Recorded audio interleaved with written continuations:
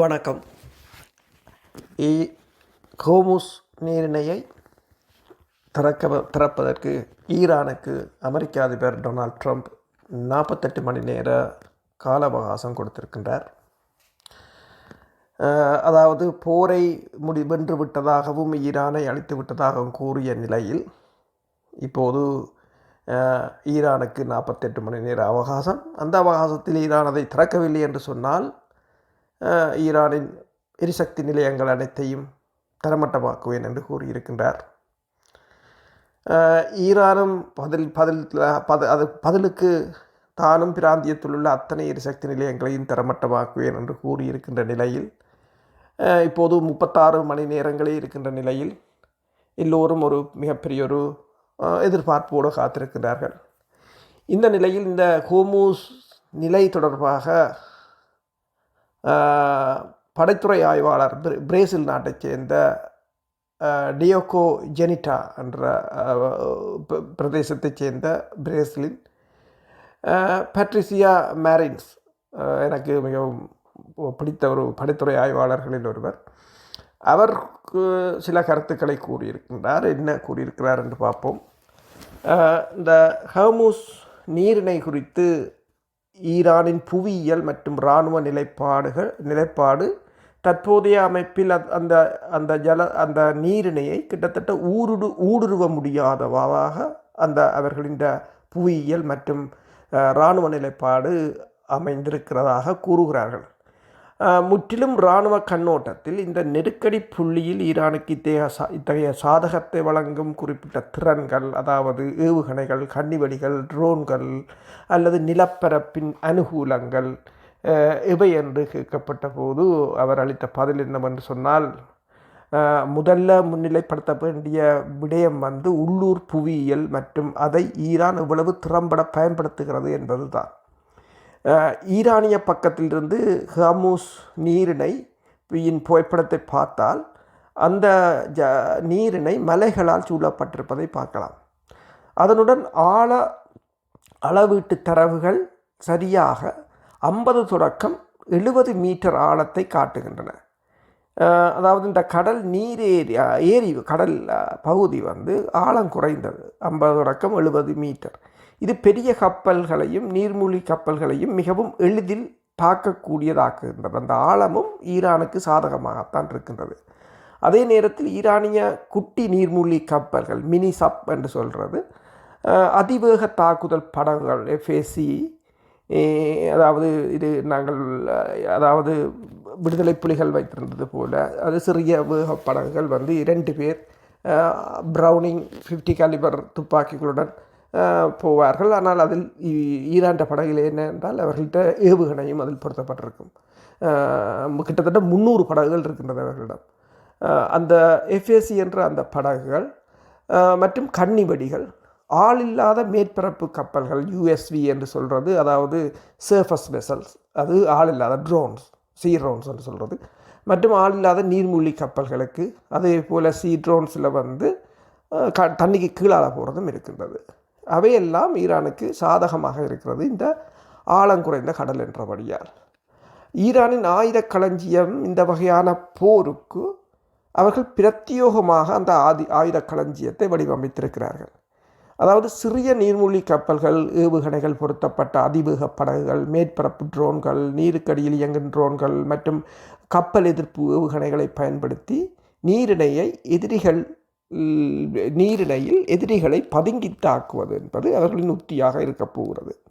குறிப்பாக நீரிணையில் இயங்கும் ட்ரோன்களை பொறுத்தவரையில் லித்தியம் பேட்டரிகளால் இயங்குகிற ட்ரோன்கள் இருக்கின்றன மற்றும் அஸ்தார் போன்ற அதிக மறைந்திருந்து தாக்கும் திறன்களை கொண்ட 8 மீட்டர் நீளம் வரையிலான நவீன ட்ரோன்களை பற்றியும் இங்கே குறிப்பிடலாம். இந்த கடந்த 5 ஆண்டுகளில் மட்டும் இந்த நவீன கல்பிசார் வகை படகுகள் என காணப்படும் கதிர் என்ற ஏவுகணைகள் போன்றவை 25 தொடக்கம் 300 கிலோமீட்டர் வரையிலான தூரவீச்சு கொண்ட ஏவுகணைகள். இந்த ஏவுகணைகளை பொருத்திய, அதாவது இவ்வாறான 300 கிலோமீட்டர் தூரவீச்சு கொண்ட ஏவுகணைகளை பொருத்திய சிறிய விசைப்படகுகள் 250 தொடக்கம் 300 வரையிலான அதிவேக படகுகளை இந்த பாரசீகர்கள் வைத்திருக்கிறார்கள். மேலும் ஈரான் ஏற்கனவே அந்த நீரிணையில் கன்னிவெடிகளை சில இடங்களில் புதைத்திருப்பதாகவும் கூறப்படுகின்றது. இதனால் தனது சொந்த பகுதிக்கு அருகில் ஒரு குறுகிய பாதை மட்டுமே எஞ்சி இருக்கின்றது. ஈரான் அது குறுகிய பாதையை மட்டும்தான் விட்டிருக்கின்றது. அது ஈரானுக்குத்தான் தெரியும் எந்த பகுதி என்று சொல்லி. இது அதே வழியில் செல்லும் எந்த ஒரு கப்பலையும் ஒரு மிகவும் எளிதாக தாக்கக்கூடியது. ஏனென்றால் ஒரு மிச்ச இடங்களில் கன்னிவெடிகளை புதைத்து விட்டு ஒரு பாதையை மட்டும் விட்டால் அதற்கால் போகிறவர்கள் மெதுவாகத்தான் போக வேண்டும், இலகுவாக தாக்க முடியும்.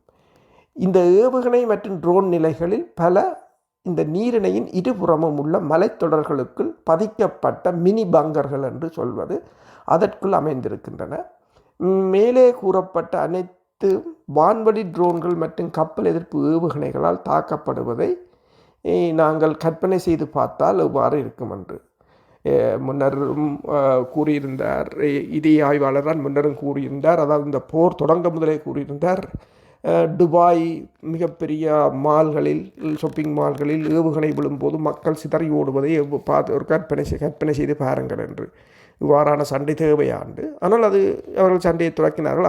அவ்வாறு தான் நடந்தது. அதுக்கும் மேலாக தான் நடந்தது. எல்லாவற்றுக்கும் மேலாக ஜனவரி 2026ஆம் ஆண்டு அதிவேக படகுகளையும் கடற்படை ட்ரோன்களையும் நிலைநிறுத்துவதற்காக வடிவமைக்கப்பட்ட கடலடி ஏவுகணை சுரங்கங்களும் மற்றும் கடலோர தளங்களின் வலையமைப்பை நார்மலி IRGCN என்று சொல்கிறது ஈரான் புரட்சிகர படையின் கடற்படை காணொளி மூலம் காட்டியிருந்தது. அதாவது எந்த ஒரு நாடும் அந்த நீரிணைக்குள் வலுக்கட்டாயமாக நுழைய முடியாது என்று தான் அவர் கூறியிருந்தார். அப்போ ஈரான் தொடர்ந்து எண்ணெய் ஏற்றுமதி செய்து உலகளாவிய சந்தையில் செல்வாக்கு செலுத்தும் அதே வேளையில் மோதலின் வேகத்தை நிர்ணயிக்க முடிந்துள்ளதென்று கூறுகிறார்கள். ஆனால் ஹோர்முஸ் நீரிணையை முழுமையாக மூடாமல் எரிசக்தி சந்தைகளில் உள்ள நிச்சயமற்ற தன்மையை அதையே ஒரு ஆயுதமாக்குவதற்காக தெஹ்ரான் வேண்டுமென்றே பதற்றத்தை அதிகரித்து வருகிறதா என்ற கேள்வியும் கேட்கப்பட்டிருந்தது. அவர் கூறினார், ஓம் என்றுதான். என்னென்று சொன்னால் அவர்கள் அதை ஒரு நீண்டகால தேய்வு போருக்கு திட்டமிட்ட மூலோபாய ரீதியாக செய்தார்கள். அதாவது இந்த ஜலசந்தியின் மூடல் என்பது உலக பொருளாதாரத்தில் மேற்கொள்ளப்பட்ட அழுத்தம் என்பதெல்லாம் ஒரு நீண்டகால போருக்கான ஒரு மூலோபாய திட்டம்.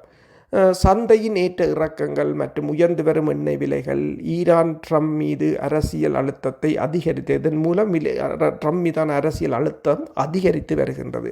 எனவே தான் இப்போது ட்ரம்ப் 48 மணி நேர காலக்கெடுவை விதித்திருக்கிறார். அதே சமயம் பில்லியன் கணக்கான இழப்புகளை சந்தித்து எரிசக்தி துறை முடங்கியுள்ள வளைகுடா நாடுகளிடமிருந்து ட்ரம்ப் எதிர்ப்பை சம்பாதித்தும் வருகின்றார்.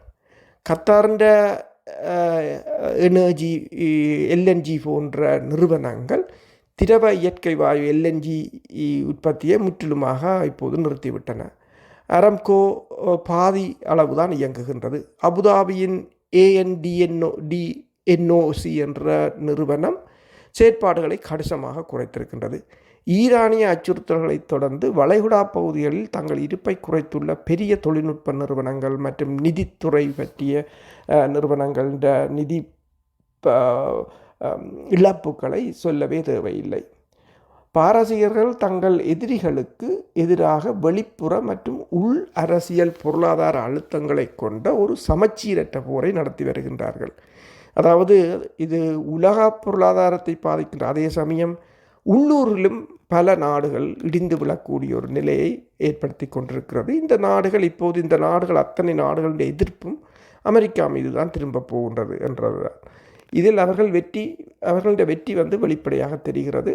அவர்கள் உருவாக்கியுள்ள குழப்பத்தை சமாளித்து மற்றொரு முக்கிய மூலோபாய பகுதியான பப் அண்ட் மண்டேப் என்ற பகுதிக்குள் இப்போது இவர்கள் குறிவைத்திருக்கிறார்கள். அதற்குள்ளால் கொண்டு வரலாம். இப்போ சவுதி அரேபியாவின் எரிபொருள் குழாய்கள் மூலம் அந்த பகுதிக்கு எண்ணெயை கொண்டு வந்து அதற்குள்ளால் கொண்டு வரலாம் என்றால் ஹூதிஸ் அமைப்பு அதை மூடுவதற்கான நேரத்துக்கு காத்திருப்பதாக கூறப்படுகின்றது. அதே சமயம் அமெரிக்காவும் அதன் கூட்டணிகளும் ஒரு கடற்படை கூட்டணியுடன் ஹோர்முஸ் நீரிணையை வலுக்கட்டாயமாக திறக்க முயற்சித்தால் அத்தகைய நடவடிக்கையின் முதல் 48 மணி நேரத்தில் என்ன நடக்கும்? என்றது தான். அதாவது முதல் 48 மணி நேரத்தில் என்ன நடக்கும் என்ற ஒரு கேள்வி இருந்தது. ஈரானிய தாக்குதல் நிலைகளை ஒடுக்குவதற்கு நீரிணையின் மலைகள் மீது கடுமையான குண்டுவீச்சு நடத்தப்பட வேண்டும். அதுதான் முதலாவது. அதை கடந்த வாரம் அமெரிக்கா செய்திருந்தது. கிட்டத்தட்ட 90 இடங்களில் தாக்கியிருந்ததாக கூறினது. ஆனால் கடலில் பரவலான பீதி ஏற்படும். அவ்வாறு தாக்குதல் நடைபெற்றால் அந்த இடத்தில் கிட்டத்தட்ட 3200 கப்பல்கள் நிற்கின்றன. இப்போ அது ஒரு போர்க்களமானால் அது ஒரு மிகப்பெரிய ஒரு பீதியாகத்தான் இருக்கும். படைகள் பின்வாங்குவார்கள் மற்றும் கப்பல்கள் மூழ்கும். இதுதான் ஒரு நாங்கள் கணிக்கிற காட்சியாக இருக்கும். எந்த ஒரு நாடும் அல்லது தளபதியும் குறிப்பாக முழுமையான வானாதிக்கம் அல்லது நீர்மூழ்கி கப்பல்களின் ஆதரவு இல்லாமல் அந்த நீரிணையில் தங்கள் கப்பலை செலுத்த மாட்டார்கள். இப்போ ஒரு கடற்படை கப்பல் அதற்குள் வந்து தரையிறங்குவதற்கு என்பது ஒரு கற்பனை செய்து முடியாததாகத்தான் இருக்கும். ஹோர்முஸ் நீரிணையின் மீது ஈரான் வந்து A2AD என்ற, அதாவது அணுகல் தடுப்பு மற்றும் பரப்பு மறுப்பு என்று சொல்கிறது, அந்த ஒரு திறனைத்தான் தற்போது அந்த மூலோபாயத்தை தான் ஈரான் மேற்கொண்டு வருகின்றது.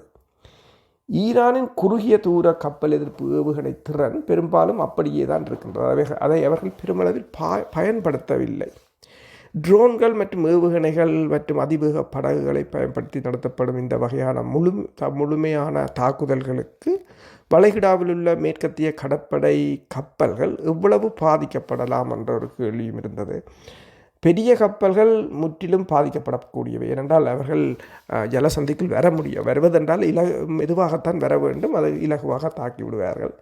இது மேற்கத்திய நாடுகளுக்கு மட்டும் பொருந்தாது. உக்ரைன் போரில் இது ஒரு தெளிவான பாடமாக காணப்பட்டது. ஏனென்றால் ஒரு யதார்த்தம் என்னவென்றால், தற்போது எந்த ஒரு பெரிய கப்பலும் கப்பல் எதிர்ப்பு ஏவுகணைகளுடன் இணைக்கப்பட்ட ட்ரோன் கூட்டங்களால் எளிதில் தாக்கப்படக்கூடிய நிலையில் இருக்கின்றது. எனவே இப்போது கப்பல்களால் ஒன்றும் செய்ய முடியாது. ஒரு 100 ட்ரோன் வந்தால் கப்பல்கள் அப்படியே சேற்றனற்று நிற்க வேண்டிய ஒரு நிலை தான். இந்த தாக்குதல்களின் அதிகரிப்பு பாதுகாப்பு ஆயுத கிடங்குகளை விரைவாக தீர்த்து, அவர்கள் ட்ரோனை சுட்டுப்படுத்த வேண்டும் என்று சொன்னால் அவர்களோட ஆயுத கிடங்கு முடிஞ்சுவிடும். இப்போ ANSLQ-32 போன்ற மேம்படுத்தப்பட்ட மின்னணு போர் எலக்ட்ரானிக் வார்ஃபேர் அமைப்புகள் கூட பகுதி அளவில் தான் செயற்திறனை கொண்டுள்ளன. ஏனெனில் அவை இலக்கை துல்லியமாக குறிவைக்கும் ஜாமிங் முறையை சார்ந்திருப்பதால் புவிசார் மற்றது அகச்சிவப்பு, அதாவது EOLIR ஜாமிங் முறையை IR தேடு கருவிகள் அல்லது நிகழ்நேர இடைவெளி தாக்குதலில் பொருத்தப்பட்ட நவீன ட்ரோன்கள் மற்றும் ஏவுகணைகள் மீது அவை மிக குறைந்த அல்லது எந்த ஒரு விளைவையும் ஏற்படுத்தாது என்று கூறப்படுகிறது. இருப்பினும் உண்மையான அச்சுறுத்தல் ஆள் இல்லாத நீருக்கடியில் இயங்கும் வாகனங்கள் என்று கூறுகிற அந்த டோபிட்டோ வகை UUV என்று சொல்கிறது, அண்டர் வாட்டர். இவற்றை கண்டறிவது கடினம். மேலும் இவை கூட்டமாக செல்லும் போது குறிப்பாக கடற்கரைக்கு அருகில் அதிக செயல்திறன் மிக்கவையாக அவை இருக்கும். ஈரானிய கடற்படையின் ஆயுத களஞ்சியம் UUVகளை தாண்டி இந்த தொலைவுகளில் நம்ப முடியாத அளவுக்கு பன்முகத்தன்மை வாய்ந்ததாகவும் கொடியதாகவும் இருக்கும் என்று கூறுகிறார்கள். மணிக்கு 360 கிலோமீட்டர் வேகத்தை எட்டக்கூடிய சுப்பர்கோவிட்டோ என்ற டோபிட்டோக்களை கூட ஈரான் வைத்திருக்கின்றது. இறுதியாக கேட்கப்பட்டது என்னவென்று சொன்னால், இந்த மோதல் ஒரு தீர்க்கமான இராணுவ முடிவு இல்லாமல் தொடர்ந்தால் உலகளாவிய அதிகார சமநிலைக்கு, குறிப்பாக மத்திய கிழக்கில் சீனாவின் பங்கு மற்றும் அமெரிக்க தடுப்பாற்றலின் நம்பகத்தன்மை தொடர்பாக என்ன நீண்டகால புவிசார் அரசியல் மாற்றங்களை அல்லது விளைவுகளை எதிர்பார்க்கிறீர்கள்? அதாவது தனது முதல் உண்மையான சோதனையை தாங்க முடியாமல் தோல்வியடைந்த ஒரு பாதுகாப்பு குடையை விற்க அமெரிக்கா மேற்கொண்ட பல தசாப்த கால முயற்சிகளை இந்த போர் முறியடித்திருக்கின்றது. அதிகார சமநிலையை மாற்றுவதை தாண்டி பல ஆண்டுகளாக தடைகளுக்கு உள்ளான ஒரு நாட்டிற்கு எதிரான போரில் அவர்களால் வெற்றி பெற முடியாவிட்டால் $1 ட்ரில்லியன் பாதுகாப்பு நிதி ஒதுக்கீடு எவ்வாறு செலவிடப்படுகிறது என்று அமெரிக்கர்களை கேள்வி கேட்க அது வழிவகுக்கும். அதாவது அமெரிக்க அரசுக்கு எதிராகவே அமெரிக்கர்கள் கேள்வி கேட்பார்கள். அதாவது ட்ரோன்கள் மற்றும் புவிதாள் சுற்றுப்பாதை என்று எல்லியோ என்று சொல்கிற செயற்கைக்கோள்களை பயன்படுத்தி இந்த மோதலை கண்காணித்து பதிவு செய்வதன் மூலம் சீனர்களுக்கு ஒரு பெரிய ஒரு வாய்ப்பு கிடைத்திருக்கின்றது. இந்த மோதலை அவர்கள் உன்னிப்பாக பதிவு செய்து எல்லா தகவல்களையும் எடுத்துக்கொண்டிருக்கிறார்கள். இந்த போரில் இதுவே அமெரிக்காவின் பெரும் இழப்பு. இப்போது அவர்கள் தங்கள் எல்லா ஆயுதங்களையும் சீனாவின் முன் கொண்டு வந்து பயன்படுத்தி கொண்டிருக்கிறார்கள். சீனாவின் ஒரு கப்பல் நிரந்தரமாகவே ஓமான் கடலில் நிற்கின்றது. மிகப்பெரிய சேட்டலைட்டுகள் பூட்டப்பட்ட ஆய்வு கப்பல். அதன் அமெரிக்காவின் நவீன வான் மற்றும் கடற்படை கோட்பாடுகளின் முக்கிய பகுதிகளை இப்போது அவர்கள் அம்பலப்படுத்தி வருகிறார்கள். அவை இப்போது முழுமையாக ஆவணப்படுத்தப்படுகின்றன. சீனர்கள் மேலும் பல நிலைகளை கைப்பற்றுவார்கள். அதனால் ஈரான் மற்றும் வளைகுடா நாடுகளுடனான தங்கள் உறவில் அவர்கள் மிகவும் கவனமாக இருக்க வேண்டியதாக இருக்கும். இஸ்ரேலுக்கும் ஈரானுக்கும் இடையில் தங்கள் உறவுகளை நீண்ட காலமாக சமநிலைப்படுத்தி வரும் ரஷ்யர்களிடமிருந்தும் அவர்கள் கற்றுக்கொள்ள முடியும். உக்ரைனில் நாம் கண்டதை இந்த போர் உக்ரைனில் என்னத்தை பார்த்தோமோ அதைத்தான் இந்த போரும் உறுதிப்படுத்துகின்றது. அதாவது சமச்சீரற்ற போர் முறை என்பது வல்லரசுகளுக்கு ஒரு உண்மையான அச்சுறுத்தலாக விளங்குகின்றது. அதைத்தான் இந்த ட்ரம்பின் 48 மணி நேர கால அவகாசம் முடியும் போது இந்த உலகம் உணர்ந்து கொள்ளும் என்று நானும் நினைக்கின்றேன். நன்றி. பிடித்திருந்தால் ஷேர் பண்ணுங்கள், சப்ஸ்கிரைப் பண்ணுங்கள். நன்றி.